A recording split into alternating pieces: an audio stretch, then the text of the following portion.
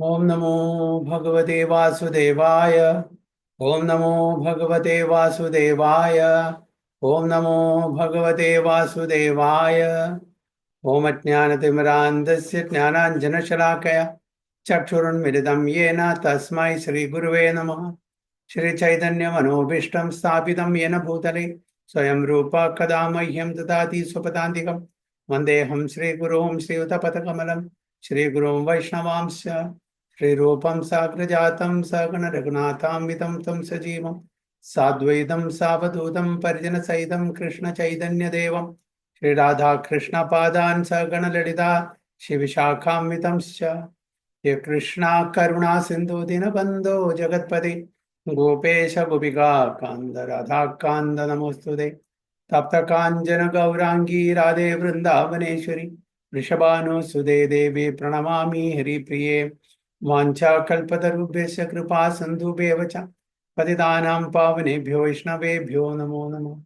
नमः ओं विष्णुपादाय कृष्णपृष्ठाय भूतले श्रीमते भक्तिवेदान्त स्वामिने नामिने नमस्ते सारस्वती देवे गौरवाणी प्रचारिणे निर्विशेष शून्यवादी पाश्चात्य देश तारिणे। जय श्री कृष्ण चैतन्य प्रभु नित्यानंद श्री अद्वैत गदाधर श्रीवासादि गौर भक्त वृंदा। हरे कृष्णा कृष्ण कृष्ण हरे हरे हरे राम राम राम हरे हरे। गुरुवे गौरचंद्राय राधिकाय तदालये कृष्णाय कृष्ण भक्ताय तद्भक्ताय नमो नमः। ഹരേ കൃഷ്ണ ഹരി ഓം തത്സത്. നമ്മളിന്ന് ചർച്ച ചെയ്യാൻ പോകുന്നത് ഭഗവത്ഗീത സീരീസ് 4-ാമത്തെ അധ്യായം 14-ാമത്തെ ശ്ലോകം മുതൽക്ക്. നമാം കർമാണി ലിംപന്തി നമേ കർമ്മ ഫലേ സ്പൃഹാം ഇതി മാം യോ അഭിജാനാതി കർമ്മഭിർന സ ബധ്യതേ. നമാം കർമാണി ലിംപന്തി നമേ കർമ്മ ഫലേ സ്പൃഹാം ഇതി മാം യോ അഭിജാനാതി കർമ്മഭിർന സ ബധ്യതേ. ശ്രീദേവി മാതാജി, പ്രിയ മാതാജി. हरे कृष्ण।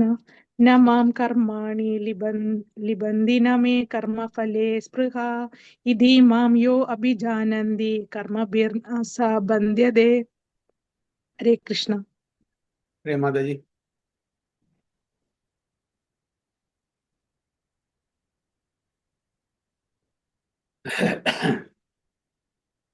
പ്രിയ മാതാജിന്റെ അവിടെ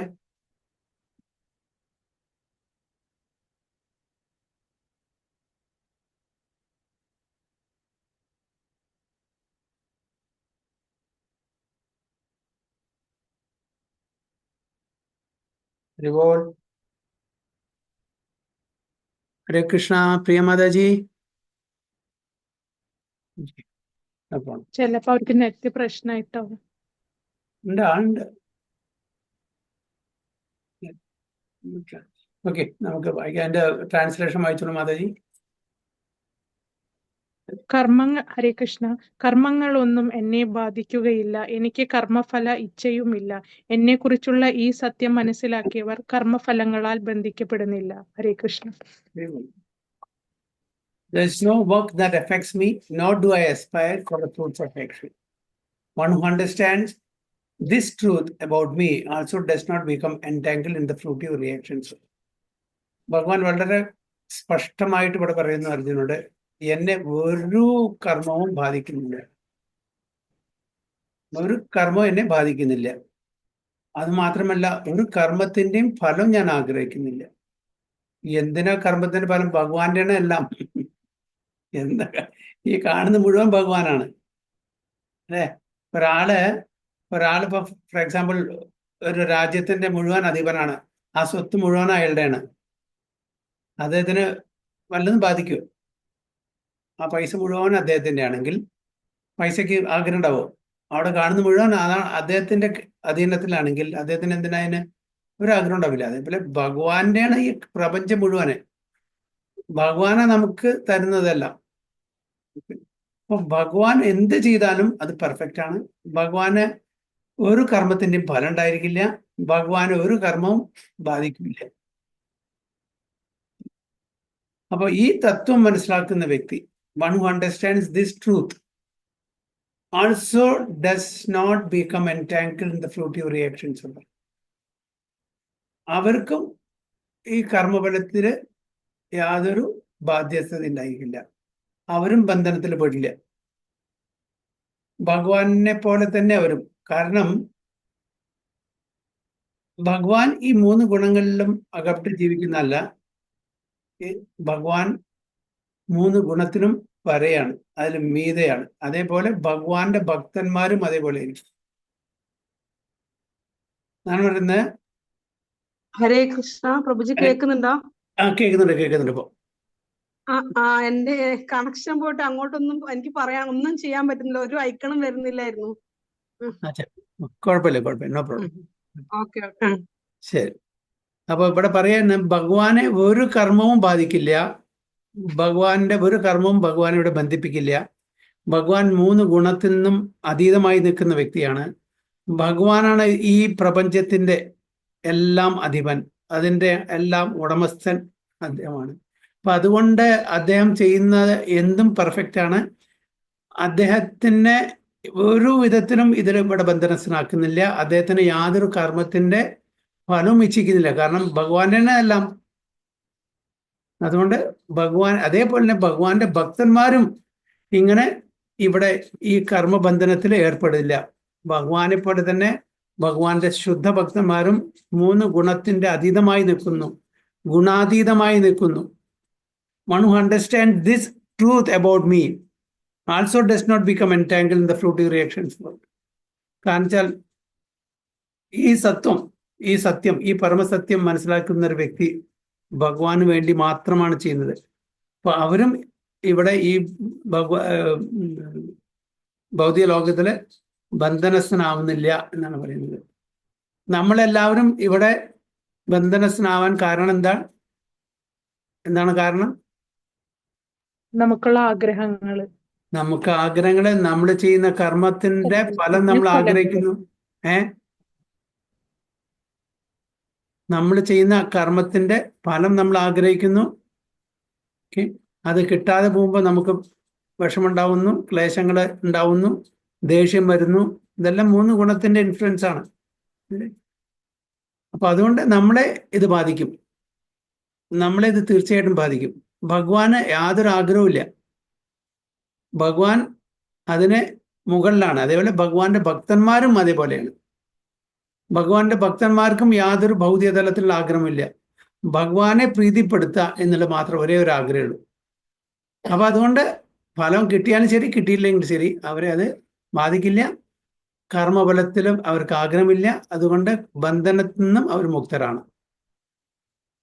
So as there are constitutional laws in the material world stating that the king can do no wrong, or that the king is not subject to the state laws, similarly the Lord, although he is the creator of this material world, is not affected by the activities of the material world. എങ്ങനെ ഒരു രാജാവ് നിയമത്തിന് മുകളിലാണ്? രാജാവിന് നിയമം ഇല്ല. രാജാവ് നിയമം ഉണ്ടാക്കുന്നു. ആ അതാരാണ് ഫോളോ ചെയ്യേണ്ട? പ്രജകള്. രാജാവ് നിയമത്തിന്, ഇപ്പോൾ രാജാവ് പോകുന്ന സമയത്ത് അവരുടെ കൂടെ ഒരു കംപ്ലീറ്റ് എൻടൂറേജ്, അവിടെ റെഡ് സിഗ്നലില്ല, ഒന്നുമില്ല, എല്ലാം വഴി മാറ്റി കൊടുത്തു, എല്ലാം സിഗ്നൽ ഓഫായി. അവർക്ക് അതിൽ പല നിയമമുണ്ടോ? ഇല്ല. രാജാവിന് ടാക്സ് അടയ്ക്കണോ? വേണ്ട. രാജാവ് ടാക്സ് പിടിക്കുക ചെയ്യുക. രാജാവ് ഒരിക്കലും ടാക്സ് അടിക്കില്ല. രാജാവ് ടാക്സ് പിരിക്കുക ചെയ്യുള്ളൂ. അപ്പോൾ നിയമങ്ങള് രാജാവിന്, ഇവിടുത്തെ ഒരു ഭൗതിക ലോകത്തിലെ ഒരു രാജാവിന് ബാധകമല്ലെങ്കിൽ ഈ പ്രപഞ്ചത്തിന്റെ നാഥനായിട്ടുള്ള ഭഗവാന് ബാധകമാവോ? അതാണ് ഇവിടെ ഒരു ഉദാഹരണം കൊടുത്തിരിക്കുന്നത്. അപ്പൊ രാജാവിന്റെ നിർദ്ദേശത്തില് പല ആൾക്കാരെയും പാപം ചെയ്യുന്ന കുറ്റങ്ങൾ ചെയ്ത ആൾക്കാരെ കൊല്ലാൻ വിധിക്കും. രാജാവിനെ ആരെങ്കിലും അതിന് എഗൻസ്റ്റ് ആയിട്ട് ചുരുള് വീണ്ടോ? അല്ല, വിരൽ ചൂണ്ടോ? ഇല്ലല്ലോ. അതേപോലെയാണ് ഭഗവാൻ ഈ പ്രപഞ്ചത്തിന്റെ തന്നെ നാഥനാണ്. ഈ പ്രപഞ്ചത്തിന്റെ നാഥനെ ഒരു വിധത്തിലും ഈ മായ ലോകത്തില് ബന്ധിപ്പിക്കാൻ പറ്റില്ല. കാരണം മായ ഭഗവാന്റെ അധീനത്തിലാണ്. ഭഗവാന്റെ ശക്തിയാണ് മായ. So he creates and remains aloof from the creation.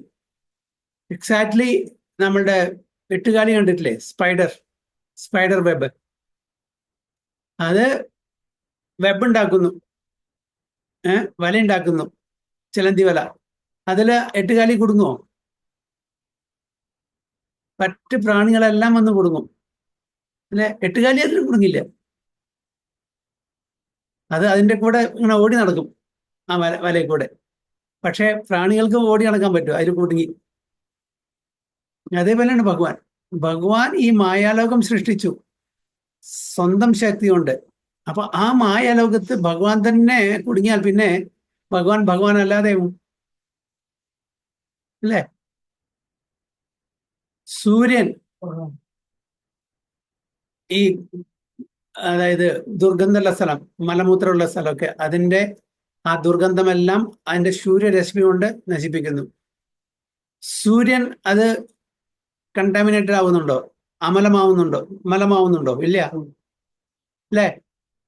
അതിനെ നശിപ്പിച്ചാലും സൂര്യന് അത് സ്പർശിക്കുന്നില്ല, അതിന്റെ ദുർഗന്ധം, അതിന്റെ കണ്ടാമിനേഷൻ.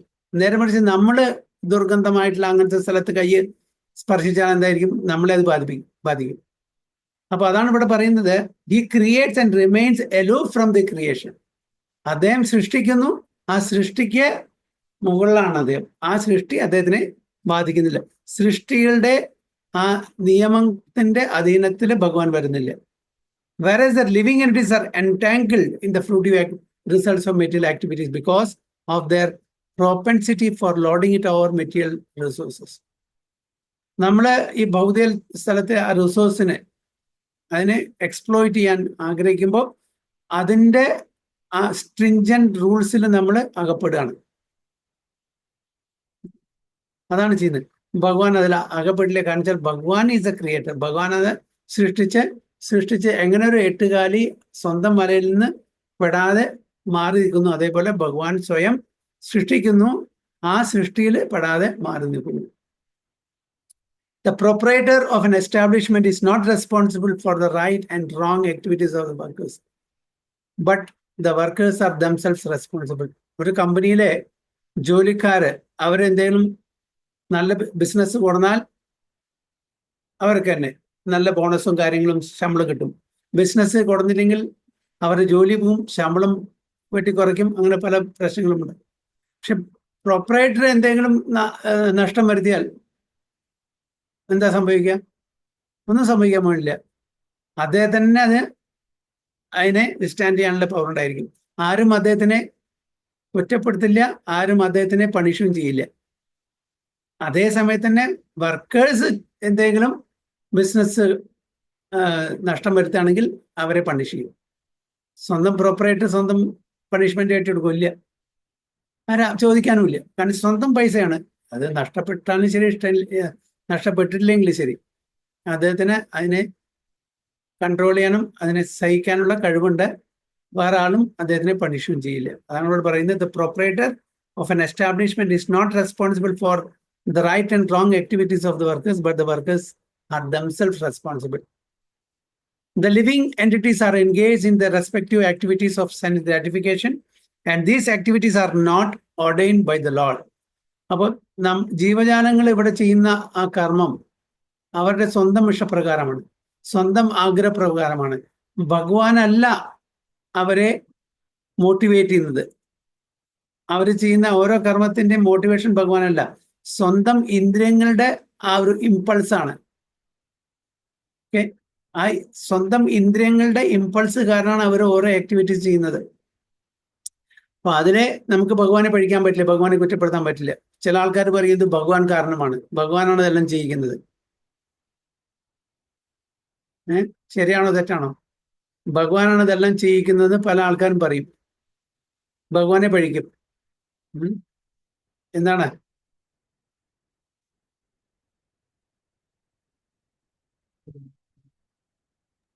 ആരാണ്?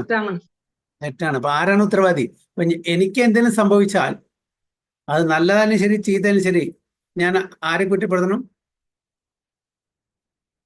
നമ്മളെ തന്നെ, സ്വയം. ഒരാളെ മറ്റൊരാളെ ചൂണ്ടിക്കാണിക്കാൻ എനിക്ക് പറ്റില്ല. വീട്ടിലെ ആരാണെങ്കിലും ഭഗവാനും പറ്റില്ല. കാരണം എനിക്ക് എന്തെങ്കിലും സംഭവിക്കുന്നുണ്ടെങ്കിൽ അത് എൻ്റെ കർമ്മഫലമാണ്. ഞാൻ ചെയ്യുന്ന കർമ്മത്തിന്റെ ഫലമാണ്. അത് നല്ലതാണെങ്കിൽ നല്ലത്, ചീത്തയാണെങ്കിൽ ചീത്ത. അപ്പൊ എനിക്ക് വേറെ ആളെ കുറ്റപ്പെടുത്താൻ പറ്റില്ല. അതേപോലെ ഭഗവാനും നമ്മളെ കൊണ്ട് ഒരു കാര്യം ചെയ്യിപ്പിക്കുന്നില്ല. നമ്മളുടെ ഇഷ്ടപ്രകാരം, നമ്മളുടെ ആഗ്രഹപ്രകാരം നമുക്ക് വേണ്ടി നമ്മൾ ഓരോ കാര്യങ്ങൾ ചെയ്യുന്നു. ആ കുരുക്കിൽ നമ്മൾ വീഴാണ് ചെയ്യുന്നത്. ഭഗവാൻ പറയുന്നില്ല, ഭഗവാൻ തഥാസ്തു, ഭഗവാൻ അതിനെ സാങ്ഷൻ ചെയ്യുന്നു നമ്മുടെ ആഗ്രഹപ്രകാരം. ഭഗവാൻ ഒരിക്കലും നമ്മളെ നിർബന്ധിക്കില്ല പോയിട്ട് മോഷ്ടിക്കാൻ പോവോ, മദ്യം കഴിക്കാൻ, അല്ലെങ്കിൽ വേറെ എന്തെങ്കിലും പാപകർമ്മങ്ങൾ ചെയ്യാൻ. ഒരിക്കലും ഭഗവാൻ പറയുന്നില്ല. ഭഗവാൻ പറഞ്ഞിട്ട് ഇന്നത് ചെയ്താൽ ഇന്ന ഫലം കിട്ടും, ഇത് ചെയ്യാൻ പാടുള്ളൂ, ഇത് ചെയ്യാൻ പാടില്ല എന്നെല്ലാം പറയും. എന്നിട്ട് നമ്മൾ അതിന് വിപരീതമായിട്ട് നമ്മുടെ കാര്യങ്ങൾ പ്രവർത്തിക്കുമ്പോൾ അത് തീർച്ചയായിട്ടും നമുക്ക് അനുഭവിക്കേണ്ടി വരും. അതിന് ഭഗവാൻ എങ്ങനെ കുറ്റപ്പെടുത്താൻ പറ്റില്ല. അതാണ് ഭഗവാൻ പറയുന്നത്. These activities are not ordained by the lord. നമ്മൾ ചെയ്യുന്ന ഓരോ കർമ്മത്തിന്റെയും responsibility, the onus, the accountability നമ്മളുടെ ഷോൾഡറിലാണ്, നമ്മുടെ ചുമലിലാണ്. ഭഗവാൻ ഒരിക്കലും നമ്മളോട് അത് ചെയ്യാൻ പറഞ്ഞിട്ടില്ല. For advancement of sense gratification, the living entities are engaged in the work of this world and they aspire to heavenly happiness after death. അപ്പോൾ സാധാരണ എല്ലാവരും ആഗ്രഹിക്കുന്ന, ഇപ്പൊ നമ്മൾ ഇന്ദ്രിയ തൃപ്തിക്ക് വേണ്ടി, ഇന്ദ്രിയ ഭോഗത്തിന് വേണ്ടി ശ്രമിക്കുന്നു. കൂടുതൽ ഇന്ദ്രിയ ഭോഗം എവിടെയാണ് കിട്ടുന്നത് അവിടേക്ക് പോകാൻ വേണ്ടിയിട്ട്. ഇപ്പൊ നമ്മളിപ്പോ ഒരുപാട് ഓഫീസിൽ ആഴ്ചയിൽ 6 ദിവസം വർക്ക് ചെയ്യാണ്. രാവിലെ മുതൽ വൈകുന്നേരം വരെ നമ്മള് ടോയിൽ ചെയ്യാണ്, ജോലിയും അതും ഇതൊക്കെ ആയിട്ട്, വീടുമൊക്കെ. ഒരു കൊല്ലത്തിൽ ഒരു മാസം ലീവ് കിട്ടുമ്പോൾ ഒരു 15 ദിവസം നമുക്ക് നാട്ടിൽ പോകാം. 15 ദിവസം നമുക്ക് എവിടെയും യൂറോപ്പിലോ അമേരിക്കയിലോ പോയിട്ട് കുറച്ച് ലീഷറായിട്ട് നമുക്ക് സൂഹിക്കാം, എൻജോയ് ചെയ്യാന്ന് വിചാരിക്കും അല്ലേ. To get rid of all the responsibilities and enjoy have a leisure time. അതേപോലെ ഇവിടെ ഈ ഭൗതിക ലോകത്തിൽ ഒരുപാട് ബുദ്ധിമുട്ടാണ്. അപ്പൊ കുറച്ചും കൂടിയും ഹയർ പ്ലാനറ്റ്സിൽ പോയാൽ കൂടുതൽ എൻജോയ് ചെയ്യാം. തലവേദന കുറവാണ്, ലൈഫ് സ്പാൻ കൂടുതലാണ്. അപ്പൊ എല്ലാവരും എന്താണ് ആഗ്രഹിക്കുന്നത്? കൂടുതൽ ഇന്ദ്രിയ ഭോഗത്തിന് വേണ്ടിയിട്ട് അതനുസരിച്ചിട്ടുള്ള കർമ്മകാണ്ഡത്തിലുള്ള കാര്യങ്ങൾ ചെയ്ത് അവിടെ ഹെവൻലി പ്ലാനറ്റ്, സ്വർഗ്ഗലോകത്തിലേക്ക് പോകാൻ വേണ്ടി ട്രൈ ചെയ്യും. അതാണ് അവിടെ പ്രഭാത പറയുന്നത്. The living entities are engaged in their respective activities of sense gratification, and these activities are not ordered for advancement of sense gratification. കൂടുതൽ സെൻസ് ഗ്രാറ്റിഫിക്കേഷൻ ചെയ്യാൻ വേണ്ടിയിട്ട് living entities are engaged in the work of this world and they aspire to heavenly happiness after death. At least ഈ ജന്മത്തിന് ശേഷമെങ്കിലും നമുക്ക് സ്വർഗലോകത്തിൽ പോയിട്ട് കൂടുതൽ enjoy ചെയ്യാൻ സാധിക്കണം, ആസ്വദിക്കാൻ സാധിക്കണം എന്നുള്ള ആ ഒരു ആഗ്രഹം ഉള്ളെടുക്കുമ്പോൾ എന്തായി, നമ്മൾ അവിടെ പോയി ജനിക്കും. The Lord, being full in himself, has no attraction for so-called heavenly happiness. ഭഗവാൻ ഒരിക്കലും അയ്യോ എനിക്ക് സ്വർഗത്തിൽ പോയിരുന്നാൽ മതിയായിരുന്നു, എന്തിനാ അവിടെ എത്തിക്കണം? ഒരിക്കലും. ഭഗവാൻ എവിടെയാണോ അത് വൈകുണ്ഠം തന്നെയാണ്. അത് ഭൗതിക ലോകത്തിലായാലും ശരി, നരകത്തിലായാലും ശരി, ഹെവൻലി പ്ലാൻ എവിടെയാണോ ഭഗവാൻ ഉള്ളത് അത് വൈകുണ്ഠം. അല്ലാണ്ട് ഭഗവാന് ഹെവൻലി പ്ലാനറ്റ് ലോകത്തിൽ പോകാനുള്ള ആഗ്രഹമൊന്നുമില്ല നമ്മളെ പോലെ. The heavenly demigods are only his engaged servants. അപ്പൊ അവിടുത്തെ ദേവി ദേവതന്മാരൊക്കെ ഭഗവാന്റെ സേവകന്മാരാണ്. ഭഗവാൻ എന്താണ് ആഗ്രഹിക്കുന്നത്? ഭഗവാന്റെ ഇച്ഛയ്ക്ക് അനുസരിച്ചിട്ട് ഈ വേൾഡ്ലി അഫയേഴ്സ് മാനേജ് ചെയ്യുന്ന ആൾക്കാരാണ് ദേവി ദേവതന്മാര്. ഭഗവാന്റെ അസോസിയേറ്റ്സ് ആണ്, ഭഗവാന്റെ ഡിവോട്ടീസ് ആണ്. ഭഗവാൻ എന്താണ് ആഗ്രഹിക്കുന്നത്? ഈ പ്രപഞ്ചം എങ്ങനെ നടത്തിക്കണം, അതിനെ എൻഗേജ് ചെയ്തിട്ടുള്ള പ്രധാനപ്പെട്ട വ്യക്തികളാണ്. ഒരു ഓഫീസിൽ മാനേജർ ലെവലുള്ള, സൂപ്പർവൈസർ ലെവലിലുള്ള ആൾക്കാരൊക്കെ ഉണ്ടാവുമല്ലോ, പ്രോപ്പറായിട്ട് ഇല്ലാത്ത സമയത്ത് ഓഫീസ് നോക്കി നടത്താൻ. അതേപോലെ ഭഗവാൻ സൃഷ്ടിച്ചു എന്നിട്ട് അവരൊക്കെ എൻഗേജ് ചെയ്തു. ഓക്കെ, ഇത് fire department, okay, that is water department, this is air department, that is HR department, this accounts department. അങ്ങനെ കുറെ ഡിപ്പാർട്ട്മെന്റ് ഉണ്ട്. ആ ഡിപ്പാർട്ട്മെന്റിന്റെ ഹെഡായിട്ട് ഭഗവാൻ തന്നെ വേണ്ടപ്പെട്ട ഡിവോട്ടീസിനെ എൻഗേജ് ചെയ്തോടെ റിപ്പോർട്ട് കൊടുക്കും ഭഗവാന് at the end of the day. ഇതൊക്കെ നടന്നിരിക്കുന്നത്. ഓരോരുത്തർക്കും ഓരോ അതോറിറ്റി കൊടുത്തിട്ടുണ്ട്. ആ അതോറിറ്റി കവിഞ്ഞിട്ട് വല്ലതും ആവശ്യമുണ്ടെങ്കിൽ ഭഗവാന്റെ നിന്ന് പെർമിഷൻ മേടിക്കണം. ഈവൺ ഒരു കമ്പനിയിലെ ഓരോ തസ്തികയിലും ഇപ്പൊ ഏത് ഡിപ്പാർട്ട്മെന്റ് മാനേജർ ആണെങ്കിലും അവർക്ക് ഒരു പെർട്ടിക്കുലർ അതോറിറ്റി കൊടുത്തിട്ടുണ്ടായിരിക്കും. അതിന് മീതെ വല്ലതും ചെയ്യണമെന്നുണ്ടെങ്കിൽ he has to refer to the proprietor or the senior manager. അതേപോലെ ഓരോ ദേവീ ദേവതമാർക്കും ഡിപ്പാർട്ട്മെന്റ് ഹെഡ്സിനും അവർക്ക് സർട്ടൻ അതോറിറ്റി കൊടുത്തിട്ടുണ്ട്. ആ അതോറിറ്റി കവിഞ്ഞിട്ട് വല്ലതും ചെയ്യണമെങ്കിൽ ഭഗവാനെ ചെന്നിട്ട് കാണണം. ഇവിടെ ഭൂമിയിൽ ഒരുപാട് അസുര രാജാക്കന്മാര് കൂടിയപ്പോൾ, ഒരുപാട് അട്രോസിറ്റീസ് കൂടിയപ്പോൾ ഭൂമി ദേവി പശുവിന്റെ രൂപം എടുത്തിട്ട് ബ്രഹ്മാവിന്റെ അടുത്ത് പോയി. ബ്രഹ്മാവ് പറഞ്ഞത് എൻ്റെ ജുറിഡിസ്ട്രിക്ഷൻ വരുന്നല്ല, എൻ്റെ കപ്പാസിറ്റി ഉള്ളതല്ല, ബിയോണ്ട് മൈ അതോറിറ്റിയാണ്. അതുകൊണ്ട് നമുക്ക് വിഷ്ണുവിനെ പോയി കാണാം. അങ്ങനെ പോയി വിഷ്ണുവിനെ കണ്ടിട്ടാണ് ഭഗവാൻ പറഞ്ഞ് ഞാൻ സ്വയം ഭഗവാൻ കൃഷ്ണനായിട്ട് അവതരിക്കും, ദ്വാപരയുഗത്തിന്റെ അവസാനം എല്ലാം നോക്കിക്കൊള്ളാം എന്ന് പറഞ്ഞു അല്ലേ. അങ്ങനെയാണ് ഭഗവാൻ ദ്വാപരയുഗത്തിന്റെ അവസാനത്തിൽ സ്വയം ഭഗവാൻ ഇറങ്ങി വരുന്നത്, കൃഷ്ണ ഭഗവാൻ. അപ്പോൾ ഇത് heavenly demigods are only his engage servants.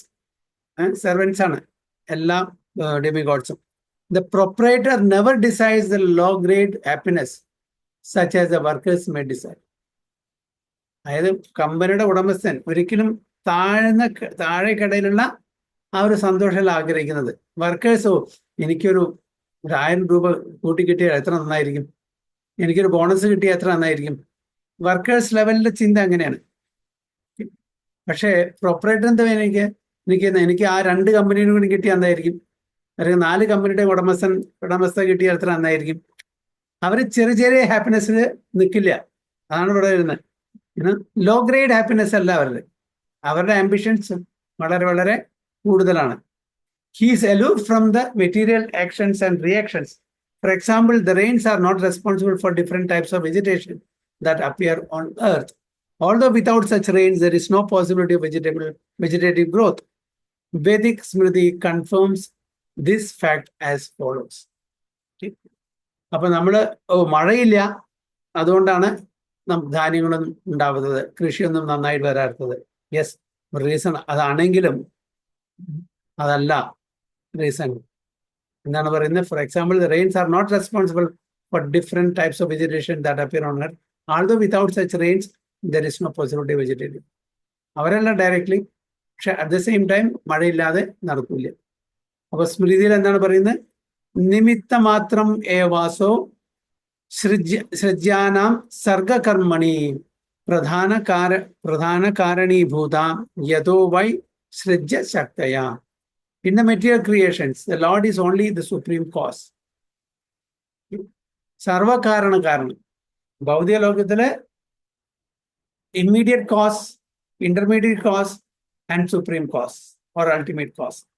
അപ്പോൾ ഇവിടുത്തെ കാര്യങ്ങളുടെ supreme cause or ultimate cause ഭഗവാനാണ്. ഭഗവാന്റെ ഇച്ഛയില്ലാതെ, ഭഗവാന്റെ സാങ്ഷൻ ഇല്ലാതെ നടക്കില്ല. That is for sure ultimate. So in the material creation, the Lord is only the supreme cause. The immediate cause is material nature. അപ്പോൾ ഭൗതിക ലോകത്തിലെ ഇമ്മീഡിയറ്റ് കോസ് എന്താണ്? Material nature, by which the cosmic manifestation is made visible. അപ്പൊ നമ്മളുടെ കാര്യത്തിൽ നോക്കുമ്പോൾ, ഞാനൊരു കാര്യം ചെയ്യാണ്, ഒരു ബിൽഡിങ് ഉണ്ടാക്കുകയാണ്, എനിക്ക് വേണ്ടി ഒരു വീട് ഉണ്ടാക്കുകയാണ്. അപ്പോൾ ഞാനാണ് ഇമ്മീഡിയറ്റ് കോസ്. പിന്നെ ഇന്റർമീഡിയറ്റ് കോസ്. ഇമ്മീഡിയറ്റ് കോസ് എൻ്റെ ആഗ്രഹം, എൻ്റെ പൈസ. ഓക്കെ, അപ്പോൾ ഞാൻ എന്ത് ചെയ്യുന്നു? ഉടനെ അതിന് വേണ്ടുന്ന എൻജിനീയേഴ്സും ബാക്കിയുള്ള വർക്കേഴ്സിനൊക്കെ കൂട്ടി. പിന്നെ ഇന്റർമീഡിയറ്റ് കോസ് എന്താ? അതിന് വേണ്ടുന്ന റോ മെറ്റീരിയൽസും കാര്യങ്ങളും സമയം കാര്യങ്ങളൊക്കെ നമ്മൾ അറേഞ്ച് ചെയ്ത് കൊടുക്കുക. അത് ഇന്റർമീഡിയറ്റ് കോസ്. പൈസ മാത്രം ഉണ്ടായ പോലെ അല്ലേ? റോ മെറ്റീരിയൽസ് വേണം, അത് അറേഞ്ച് ചെയ്യണം, നല്ല വർക്കേഴ്സ് വേണം, എൻജിനീയേഴ്സ് വേണം, മേസൺ വേണം, കാർപ്പൻറ്റർ വേണം. ഇതൊക്കെ ഒരു ഇന്റർമീഡിയറ്റ് കോസ്, അത് മെറ്റീരിയൽ നേച്ചറിൽ. പിന്നെ ഇതെല്ലാം ഉണ്ടായാലും വീട് ഉണ്ടായിക്കൊള്ളും നിർബന്ധമില്ല. ഭഗവാന്റെ കൃപ ഉണ്ടെങ്കിൽ, ഭഗവാന്റെ സാങ്ഷൻ ഇല്ലെങ്കിൽ വീടുണ്ടാവില്ല.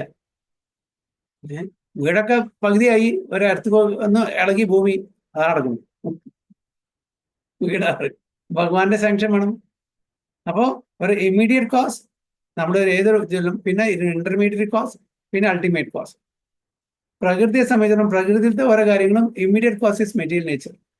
by which the cosmic mechanism made visible. The created beings are of many varieties, such as the demigods, human beings, and lower animals, and all of them are subject to the reactions of the past good or bad activity. അപ്പൊ നമ്മളെല്ലാം ജീവാത്മാക്കളാണ്. അപ്പോൾ നമ്മൾ ജീവാത്മാക്കൾ പറഞ്ഞ് നമുക്ക് വ്യത്യസ്തമായിട്ടുള്ള ശരീരം നമ്മളുടെ കർമ്മത്തിന്റെയും ആഗ്രഹത്തിന്റെയും അടിസ്ഥാനത്തിൽ ഭഗവാൻ നമുക്ക് തന്നിട്ടുണ്ട്. ഇത് എങ്ങനെയാ കിട്ടുന്നത്? നമ്മളുടെ സത്കർമ്മം അല്ലെങ്കിൽ ദുഷ്കർമ്മം, ഈ ഫലത്തിന്റെ അടിസ്ഥാനത്തിലാണ് നമുക്ക് വ്യത്യസ്തമായിട്ടുള്ള ശരീരം കിട്ടിയിരിക്കുന്നത്, വ്യത്യസ്തമായിട്ടുള്ള സിറ്റുവേഷൻ നമുക്ക് കിട്ടിയിരിക്കുന്നത്, വ്യത്യസ്തമായിട്ടുള്ള ഫാമിലി, വ്യത്യസ്തമായിട്ടുള്ള എൻവയോൺമെന്റ്, വ്യത്യസ്തമായിട്ടുള്ള റിലേറ്റീവ്സ്. ഇതൊക്കെ ഓരോരുത്തരുടെയും എന്തിന്റെ അടിസ്ഥാനത്തിലാണ്? കർമ്മത്തിന്റെ, ആഗ്രഹത്തിന്റെ അടിസ്ഥാനത്തിൽ. അതാണ് ഗുഡ് ഓർ ബാഡ് ആക്ടിവിറ്റീസ്. നല്ല സത്കർമ്മമാണ് നമുക്കുണ്ടെങ്കിൽ നല്ലൊരു പാരന്റേജ് കിട്ടും, നല്ലൊരു കുടുംബത്തിൽ ജനം കിട്ടും, ഐശ്വര്യം ഉണ്ടായിരിക്കും, ഓക്കെ, നോളജ് ഉണ്ടായിരിക്കും, സൗന്ദര്യം ഉണ്ടായിരിക്കും, സ്വത്ത് ഉണ്ടായിരിക്കും, എല്ലാം ഉണ്ടായിരിക്കും നമ്മൾ സത്കർമ്മം ചെയ്തിട്ടുണ്ടെങ്കിൽ.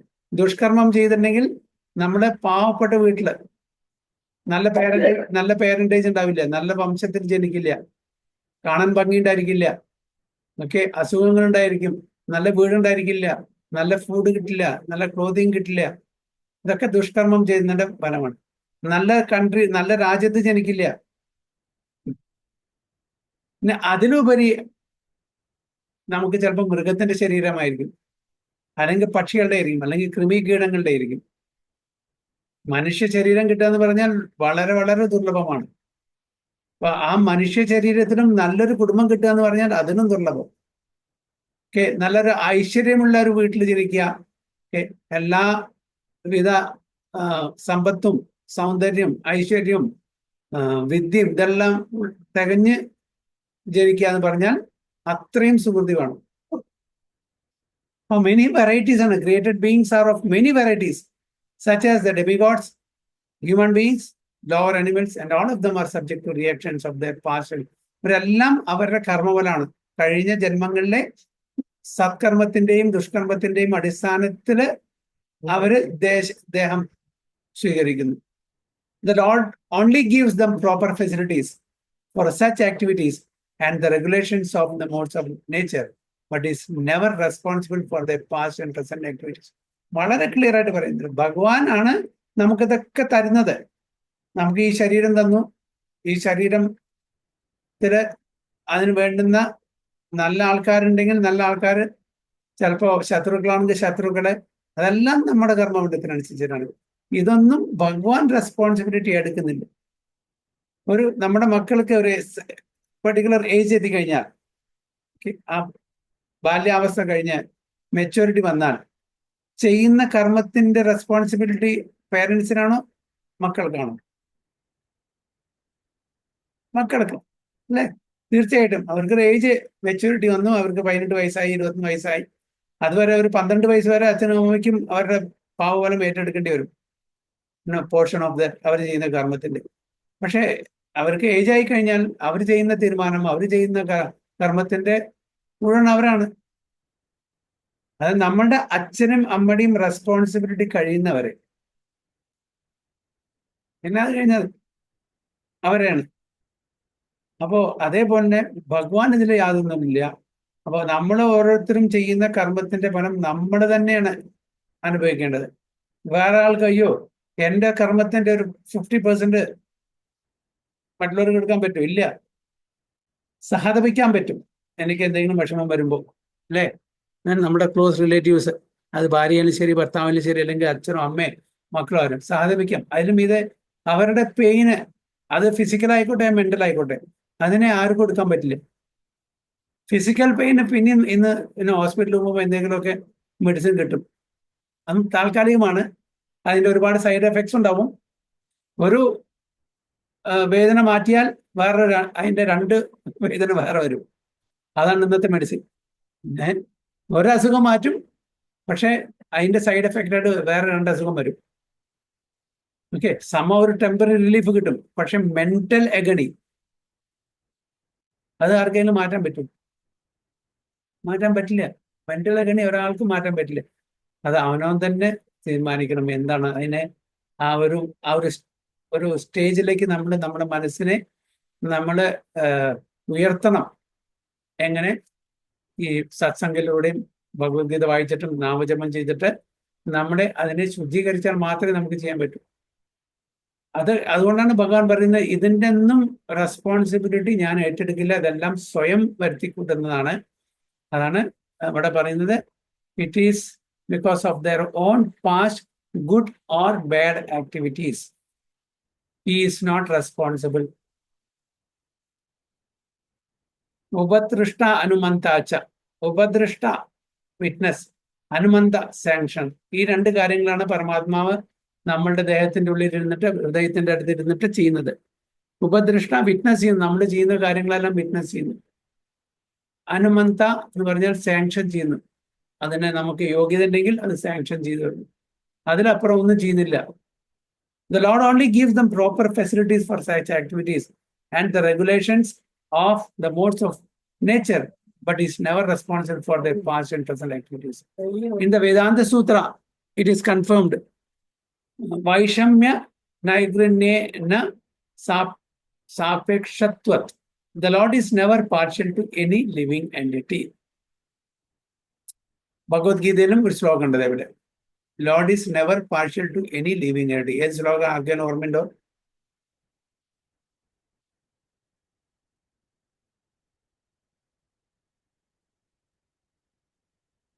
Lord is never partial to any living entity.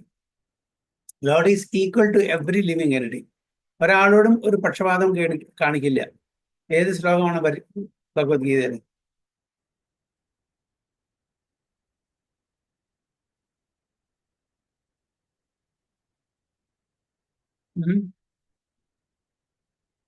Famous ശ്ലോകമാണ്, എല്ലാവർക്കും അറിയാം.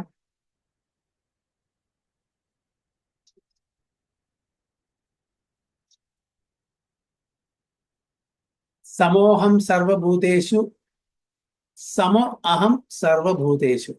സമം, ഈക്വൽ, ഒരാളോടും ഒരു പക്ഷപാതവും ഇല്ല. നമേ ദേഷ്യോസ്തി നാ പ്രിയ,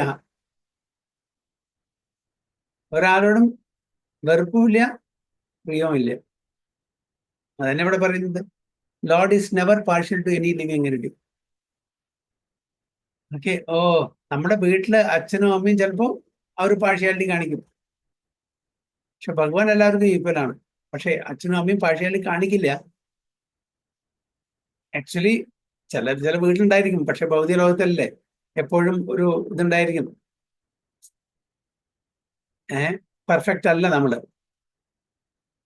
പക്ഷെ ഭഗവാൻ എല്ലാവർക്കും, അത് മനുഷ്യനായിക്കോട്ടെ, മൃഗങ്ങളായിക്കോട്ടെ, കീടങ്ങളായിക്കോട്ടെ, പക്ഷികളായിക്കോട്ടെ, എന്തായിക്കോട്ടെ, എല്ലാവർക്കും ഈക്വൽ ഓപ്പർച്യൂണിറ്റിയാണ് കൊടുക്കുക. പക്ഷെ അതിന്റെ ലാസ്റ്റ്, അത് കഴിഞ്ഞിട്ടുള്ള സ്റ്റാൻസ വായിച്ചാൽ അറിയാം ഭഗവാൻ പാർഷ്യലാണ് തോന്നും. സമോഹം സർവഭൂതേഷു നമേ ദേഷ്യോസ്തി നാ പ്രിയ ഏ ഭജന്തി തു മാം ഭക്ത്യാ മയി തേഷു ചാപ്യം. എന്നെ ആരാണോ ഭജിക്കുന്നത് സ്നേഹത്തോടു കൂടിയിട്ട്, പ്രേമത്തോടു കൂടി, അവർക്ക് ഞാൻ ഒരു ചെറിയൊരു സോഫ്റ്റ് കോർണറൊക്കെ ഉണ്ട്. അതന്നെ നമ്മുടെ വീട്ടിലും ചെയ്യുന്നത്.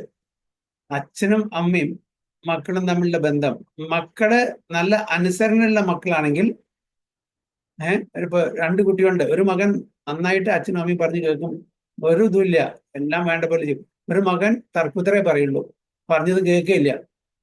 അപ്പൊ അച്ഛനും അമ്മയ്ക്കും ആരോടായിരിക്കും കൂടുതൽ ഇഷ്ടം? അനുസരണയുള്ള കുട്ടിയോട്, അല്ലേ? അത് സ്വാഭാവികമാണ്. അതിനെ പക്ഷപാതം എന്ന് പറയാൻ പറ്റുമോ? പാർഷ്യാലിറ്റി എന്ന് പറയാൻ പറ്റുമോ? ഹീസ് ഇംപാർഷ്യലി പാർഷ്യൽ, അല്ലേ? ആ അച്ഛൻ ഇംപാർഷ്യലി പാർഷ്യലാണ്. എന്തുകൊണ്ടാണ് ആ പാർഷ്യാലിറ്റി പറയുന്നത്? കാരണം വെച്ചാൽ ഹീസ് ഒബേയിങ്, ഹീസ് ഒബീഡിയന്റ്. അതേപോലെ ഭഗവാനെ ഒബേ ചെയ്യുന്ന ആൾക്കാരോട് ഭഗവാന് താല്പര്യം കാണും. എല്ലാവർക്കും ഈക്വൽ ഓപ്പർച്യൂണിറ്റി. ഒരു ടീച്ചർ, പ്രിയമാതാജി ടീച്ചറാണ്. പ്രിയമാതാജി ഇപ്പൊ ക്ലാസ്സിൽ 30 കുട്ടികൾക്ക് അതിൽ ഒരു കുട്ടിക്ക് മാത്രം സ്പെസിഫിക് ആയിട്ട് പഠിപ്പിച്ചു കൊടുക്കുന്നത് ഇല്ല, എല്ലാ 30 കുട്ടികൾക്കും ഈക്വൽ ഓപ്പർച്യൂണിറ്റിയാണ് കൊടുക്കുന്നത്, ഈക്വൽ ആയിട്ട് പഠിപ്പിച്ചു കൊടുക്കുന്നത്. പക്ഷെ അതിന് 30 ഒരു 4 5 കുട്ടികളെ കൂടുതൽ പഠിക്കാനുള്ള താല്പര്യം കാണിക്കുന്നു, ഹോംവർക്ക് ശരിക്കും ചെയ്യുന്നു, എല്ലാം പറയുന്നു കേൾക്കുന്നു, തർക്കുത്തരം പറയുന്നില്ല, വളരെ സബ്മിസീവ് ആയിട്ട് ചോദിക്കുന്നു, പറഞ്ഞു. അപ്പൊ അവരോട് കുറച്ച് താല്പര്യം. മറ്റൊരു ഹോംവർക്ക് ചെയ്യില്ല, തർക്കുത്തരം പറയുന്നു, അവരൊന്നും ശരിക്കും പറഞ്ഞു കേൾക്കുന്നില്ല. അപ്പൊ ആരാണോ ഒബീഡിയൻസ് ആയിട്ടുള്ളത് അവരോട് ഒരു താല്പര്യം തോന്നില്ലേ? സ്വാഭാവികമല്ലേ? അതേപോലെ ഇവിടെ നമ്മുടെ സുപ്രീം ലോർഡും അതിനെ ചെയ്യുന്നുള്ളൂ. ഈസ് ഇമ്പാർഷ്യൽ, എല്ലാവർക്കും ഈക്വൽ. ഓപ്പർച്യൂണിറ്റി നമുക്ക് കൊടുക്കുന്നതിൽ നമ്മൾ പാർഷ്യാലിറ്റി കാണിച്ചാൽ പറയാം അത് പാർഷ്യാലിറ്റി. ഈക്വൽ ഓപ്പർച്യൂണിറ്റി കൊടുത്തു.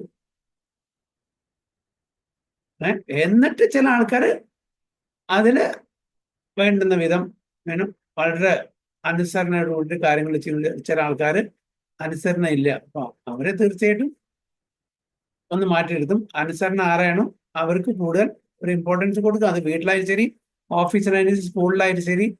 അതന്നെ ആ ഭഗവാന്റെ ക്വാളിറ്റിയാണ് നമുക്കെല്ലാം കിട്ടിയിരിക്കുന്നത്. ഭഗവാൻ ഈക്വൽ ആണ്. അതേപോലെ നമ്മളും അച്ഛനും അമ്മയും മക്കൾക്ക് ഈക്വൽ ആണ്.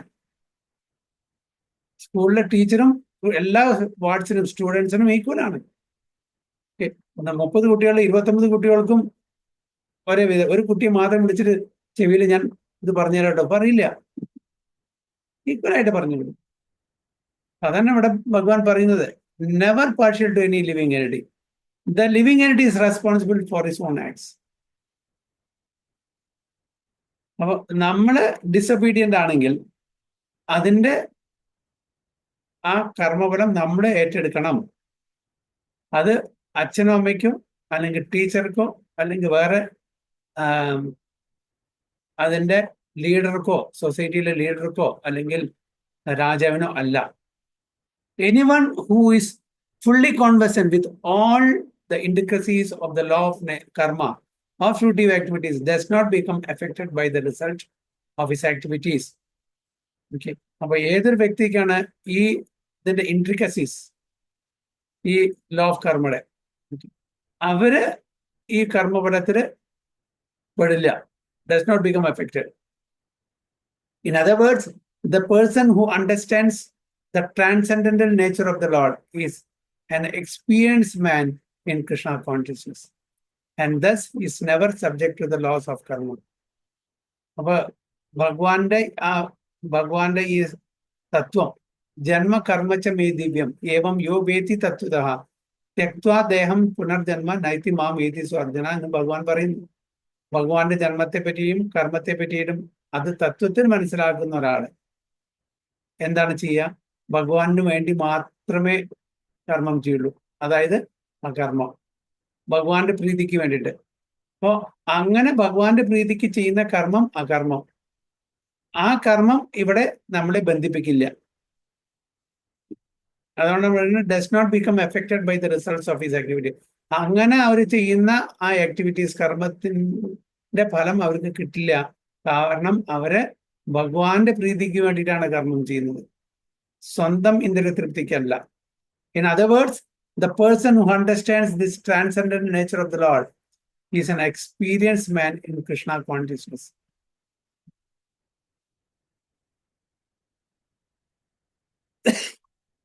Sorry, and thus he is never subject to the laws of karma. അപ്പോ ആരാണ് കർമ്മത്തിന്റെ മുകളിലുള്ളത്? കർമ്മബന്ധനത്തിന് മുകളിൽ ആരാണുള്ളത്? ഭഗവാനെ പറ്റി അറിയുന്ന ആൾക്കാർ, ഭഗവാന്റെ കാര്യങ്ങൾ മുഴുവൻ തത്വത്തിൽ മനസ്സിലാക്കുന്ന ആൾക്കാരും ഭഗവാന്റെ പ്രീതിക്ക് വേണ്ടിയിട്ട് കർമ്മം ചെയ്യുന്ന ആൾക്കാരും, അവരെ ഈ കർമ്മബന്ധനത്തിന് മുകളിലായിരിക്കും. അവരൊന്നും കർമ്മബന്ധനത്തിൽ പെടില്ല. One who does not know the transcendent nature of the Lord and who thinks that the activities of the Lord are aimed at fruitive results, as are the activities of ordinary living entities, certainly becomes entangled himself in fruitive action. അത് ഏതൊരു വ്യക്തിയാണോ ഇവിടുത്തെ കർമ്മത്തിന്റെ ഫലം ആസ്വദിക്കാൻ വേണ്ടിയിട്ട് ആഗ്രഹിക്കുന്നത്, അവര് തീർച്ചയായിട്ടും ഈ ബന്ധത്തിൽ പെടും. They will get entangled. ഏതില്? ജന്മ മൃത്യു ജരാവ്യാധി, ഈ സംസാര സാഗരത്തിൽ കുടുങ്ങും. എന്താണ് സംസാരം എന്ന് പറഞ്ഞാൽ?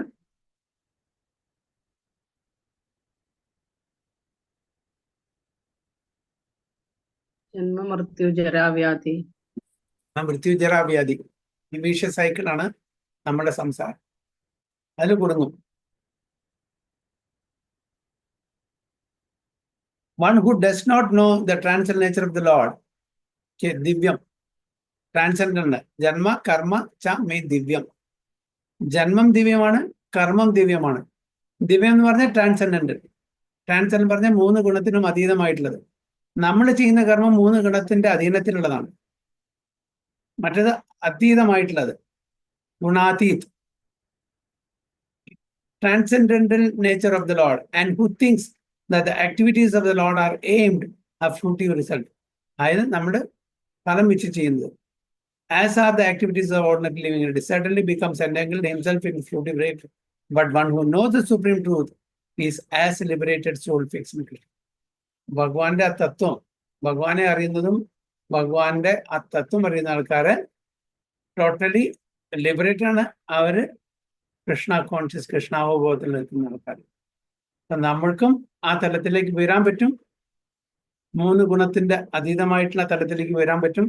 ഭഗവാന്റെ പ്രീതിക്ക് വേണ്ടിയിട്ട് ഭഗവാന്റെ നിർദ്ദേശം അനുസരിച്ച് നമ്മൾ ജീവിക്കുകയാണെങ്കിൽ, നമ്മളുടെ ഇന്ദ്രിയ തൃപ്തിക്കല്ല, ഭഗവാന്റെ ഇന്ദ്രിയ ഋഷിക്കേന ഋഷികേശ സേവനം ഭക്തി രുച്യതേ.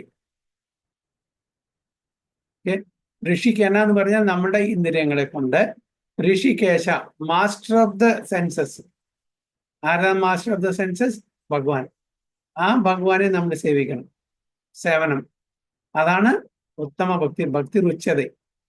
അപ്പൊ നമ്മൾ ഭക്തി മാർഗത്തിലെ ഭഗവാന്റെ തൃപ്തിക്ക് വേണ്ടിയിട്ട് നമ്മൾ സേവനം ചെയ്യുകയാണെങ്കിൽ ഓട്ടോമാറ്റിക്കലി നമുക്കും തൃപ്തി കിട്ടും.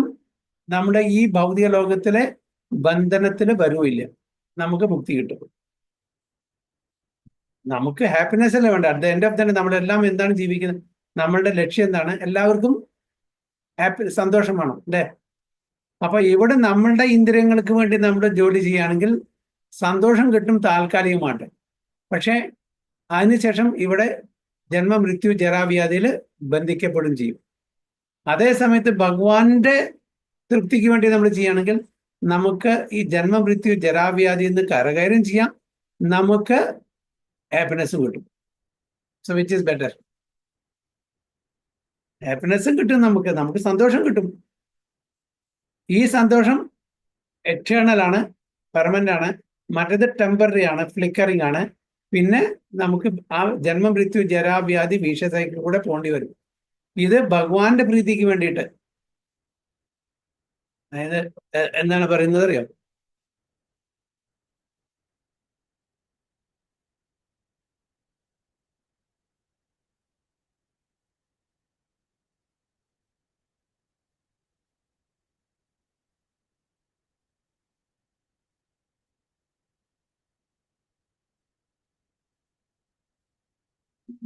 ശ്ലോകം മറന്നുകൊണ്ട്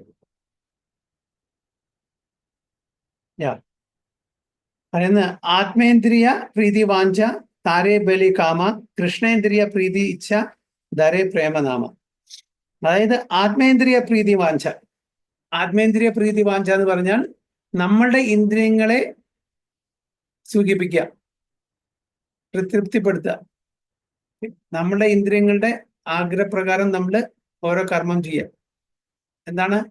എൻ്റെ കണ്ണിന് നല്ല കാര്യങ്ങൾ കാണണം, ചെവിക്ക് നല്ലത് കേൾക്കണം, നാവിന് നല്ല ഭക്ഷണം കഴിക്കണം, ത്വക്കിന് നല്ല സ്പർശനമാണ്. എൻ്റെ ഇന്ദ്രിയങ്ങളെ സുഖിപ്പിക്കുക, ആസ്വദിപ്പിക്കുക. അതിനെന്താ പറയാ? ആത്മേന്ദ്രിയ പ്രീതി വാഞ്ച താരേ ബലി കാമ. ഇതിനെ കാമം എന്നാ പറയാ, ലസ്റ്റ്. കൃഷ്ണേന്ദ്രിയ പ്രീതി ഇച്ഛ ധാരേ പ്രേമനാമ. കൃഷ്ണന്റെ ഇന്ദ്രിയങ്ങളെ നമ്മള് പ്രീതിപ്പെടുത്തിയാൽ അതിനെന്താ പറയാ? അതിന് പ്രേമം. കൃഷ്ണേന്ദ്രിയ പ്രീതി ഇച്ഛ ധാരേ പ്രേമനാമ, അതിന് പ്രേമം എന്ന് പറയുന്നു. നമ്മളുടെ ഇന്ദ്രിയങ്ങളെ നമ്മൾ തൃപ്തിപ്പെടുത്താൻ ആഗ്രഹിച്ചാൽ അതിനെ കാമം എന്ന് പറയുന്നു. ഭഗവാന്റെ ഇന്ദ്രിയങ്ങളെ നമ്മൾ പ്രീതിപ്പെടുത്താൻ ആഗ്രഹിച്ചാൽ അതിനെ പ്രേമം എന്ന് പറയുന്നു. അപ്പൊ നമ്മൾ എന്താണ് ചെയ്യേണ്ടത്? കൃഷ്ണേന്ദ്രിയ പ്രീതി ഇച്ഛ ധാരേ പ്രേമനാമം. അതുകൊണ്ട് നമുക്ക് സന്തോഷം കിട്ടും. ഈ ജന്മ മൃത്യു ജരാവ്യാധിയുടെ ആ സംസാരത്തിൽ നിന്ന് മറികടക്കാനും പറ്റും. മറ്റത് നമ്മളുടെ ഇന്ദ്രിയത്തിന് കുറച്ച് ഫ്ലിക്കറിങ് ഹാപ്പിനെസ് കിട്ടും, പക്ഷെ നമ്മുടെ സംസാര സാഗരത്തിൽ വീണ്ടും നമ്മുടെ പൊങ്ങിയും പൊങ്ങിയും ഇരിക്കും, പല പല ദേഹം എടുത്തിട്ട്. നമ്മളെല്ലാവരും ഋഷികേശ സേവനം ഭക്തി രുച്യത എന്ന് പറഞ്ഞ പോലെ നമ്മളുടെ ഇന്ദ്രിയങ്ങളെ കൊണ്ട് ഭഗവാന്റെ ഇന്ദ്രിയങ്ങളെ സേവിക്കുക. അത് നമുക്ക് തീർച്ചയായിട്ടും നമ്മളുടെ ഇവിടുന്ന് നമ്മുടെ ബാക്ക് ടു ഗോഡ് വൈകുണ്ഠത്തിലോ വൃന്ദാവനത്തിലേക്കോ പോകാൻ സഹായിക്കും. നമ്മളും നല്ല സന്തോഷന്മാരായിരിക്കും. ആനന്ദം, അപ്പൊ അതിൽ കിട്ടുന്ന ആനന്ദം ഭൗതിക സുഖത്തിനുണ്ടാവില്ല. ഭൗതിക സുഖം എന്ന് പറഞ്ഞാൽ വളരെ ഫ്ലിക്കറിങ് ആണ്, താൽക്കാലികമായിട്ടുള്ളത്. പക്ഷെ ഭഗവാനെ സേവിക്കുന്ന ഭക്തന്മാരുടെ ആനന്ദം, അവരെ ഒരു ഭക്തന്മാർക്ക് നിങ്ങൾ എത്ര സ്വത്ത് കൊടുത്താലും ശരി, എന്തൊരു വലിയ വലിയ രാജകൊട്ടാരം കൊടുത്താലും ശരി, അവര് സുദാമ അല്ലേ, സുദാമയുടെ സ്റ്റോറി നമുക്കറിയാം. സുദാമ ദ്വാരകയിൽ ഭഗവാനെ ചെന്ന് കണ്ട് തിരിച്ചവിടെ പോയപ്പോ കൊട്ടാരമാണ്. അദ്ദേഹത്തിന് അത് വേണ്ട, കാരണം പേടി, ഞാനെങ്കിലും ഇതിൽ ഈ മായയില് കുടുങ്ങിപ്പോവും. എന്നാലും അദ്ദേഹം തൻ്റെ ആ പഴയ ഇതിൽ തന്നെ ജീവിച്ചിരിക്കുന്നത്. ഒരിക്കലും ആഡംബര ജീവിതത്തിനോട് അദ്ദേഹത്തിന് ആസക്തി ഉണ്ടായിരുന്നില്ല. ഒരു ശുദ്ധ ഭക്തനായിട്ട് അപ്പോഴും അതാണ് ശരിക്കുള്ള ഭക്തി. അവർക്ക് അതിനോട് യാതൊരു താല്പര്യമില്ല. അവരുടെ സന്തോഷം എന്താണ്? ഭഗവാന്റെ പ്രീതിയാണ്. അപ്പൊ അവർക്ക് എന്ത് തന്നെ സ്വർണം കൊടുത്താലും ശരി അവർക്ക് വേണ്ട. പക്ഷെ വേണ്ട, അത് ഭഗവാന്റെ സേവയിൽ ഉപയോഗിക്കാൻ പറ്റുമെങ്കിൽ അവർ മേടിക്കും. അല്ലാണ്ട് ഒരു ഭൗതിക വസ്തു എന്ന നിലയിൽ അതിനെ തിരസ്കരിക്കില്ല. ആ ഭൗതിക വസ്തു ശരി ഭഗവാന്റെ സേവയിൽ നിയുക്തമാക്കാൻ പറ്റുമെങ്കിൽ അവരെ തന്നെ വയ്ക്കും. പ്രഭുപാദ അതല്ലേ ചെയ്തത്. പ്രഭുപാദ ഒരു 40 രൂപ കൊണ്ടാണ് പോയത്. 10-11 കൊല്ലം കൊണ്ട് സ്പിരിച്വൽ എംപയർ ഉണ്ടാക്കി. മെറ്റീരിയൽ അല്ല, സ്പിരിച്വൽ എംപയർ. അപ്പൊ അതിന്റെ മൂല്യം നമുക്ക് കണക്കാക്കാൻ പറ്റില്ല. അത്ര വലിയൊരു ബിസിനസ്മാൻ ആയി, spiritual business. But he was totally unattached, not attached. എല്ലാം ഭഗവാന്റെ പ്രീതിക്ക് വേണ്ടിയിട്ട്. അപ്പൊ അവർക്ക് കിട്ടുന്ന ആ ഒരു സന്തോഷം, എനിക്ക് കുറെ ടെമ്പിൾസിന്റെ പറഞ്ഞുള്ള ആ അഹങ്കാരമല്ല, ഭഗവാനെ സേവിക്കാനുള്ള ആ ഒരു അവസരം പ്രഭാതം കിട്ടി. അതേപോലെ പ്രഭാത ഒരുപാട് മില്യൺസ് ഓഫ് ആൾക്കാർക്ക് അവസരം കൊടുത്തു അല്ലെ. എത്ര ആൾക്കാരാണ് ആ ഈ ഫിലോസഫി ഫോളോ ചെയ്തിട്ട് സുഖമായിട്ട് വളരെ സന്തോഷത്തോടെ ജീവിക്കുന്ന ആൾക്കാർ. അവരെല്ലാം മെറ്റീരിയൽ വെൽത്തൊന്നുമില്ല, ഒരു മെറ്റീരിയൽ വെൽത്തുമില്ല. പക്ഷെ അവരുടെ ആ സന്തോഷം, അവരുടെ സമാധാനം, അവരുടെ ശാന്തി എത്ര വലിയ പണക്കാരനുമില്ല. എത്ര വലിയ പണക്കാരനായിക്കോട്ടെ, അവർക്ക് ഇത്രയും പ്രശ്നങ്ങളായിരിക്കും. ഇത് വളരെ സുഖമായിട്ട് ഒന്നുമില്ല, ഭഗവാന്റെ സേവനം മാത്രം ജീവിക്കുന്ന ആൾക്കാരുണ്ട് അല്ലേ. അതാണ് ഭഗവാന്റെ സേവനത്തില് നമുക്ക് തൃപ്തി, സംതൃപ്തി. അത് ഇനിയും കൂടുതൽ ചെയ്യണം എന്നുള്ള ആ ഒരു ആഗ്രഹം വരും.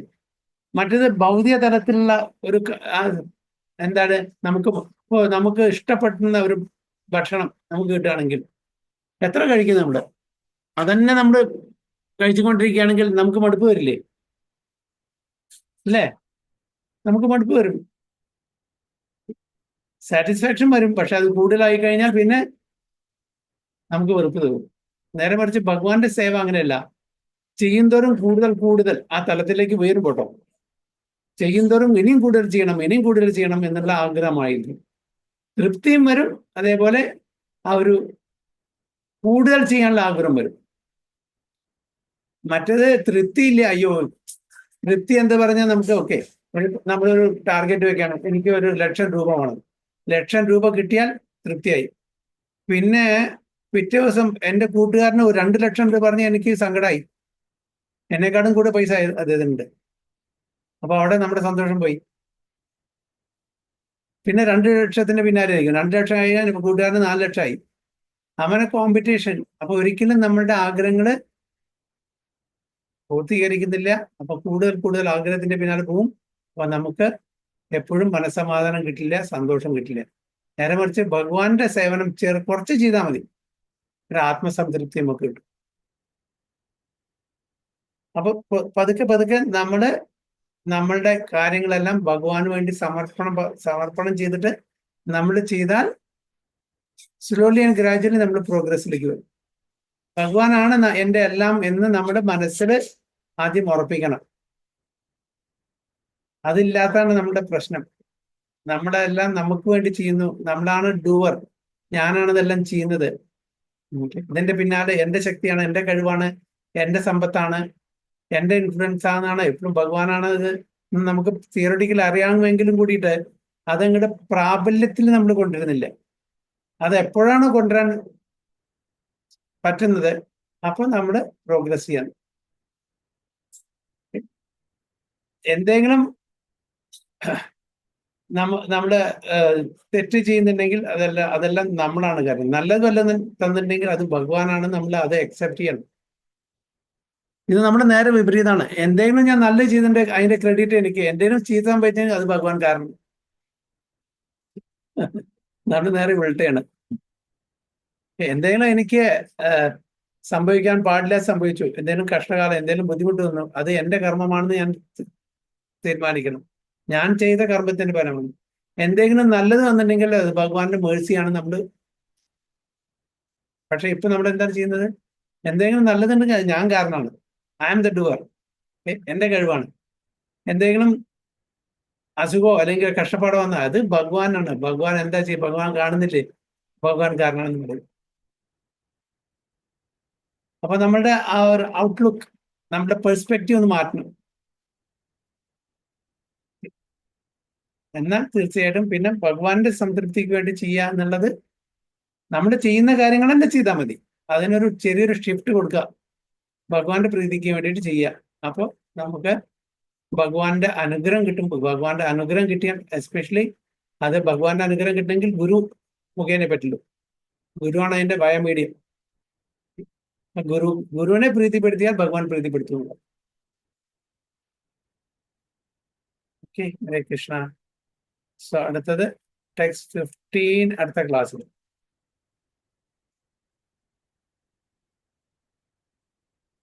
നമ്മളിന്ന് 14 ഒന്നേ എടുത്തുള്ളൂ. ഹരേ കൃഷ്ണ. വാഞ്ചാകൽപതരുഭ്യശ്ച കൃപാ സിന്ധുഭ്യവച പതിതാനാം പാവനേഭ്യോ വൈഷ്ണവേഭ്യോ നമഃ. अनंत कोटि वैष्णव की जय, श्रील प्रभुपाद की जय, गुरु महाराज की जय। प्रेमानंदे।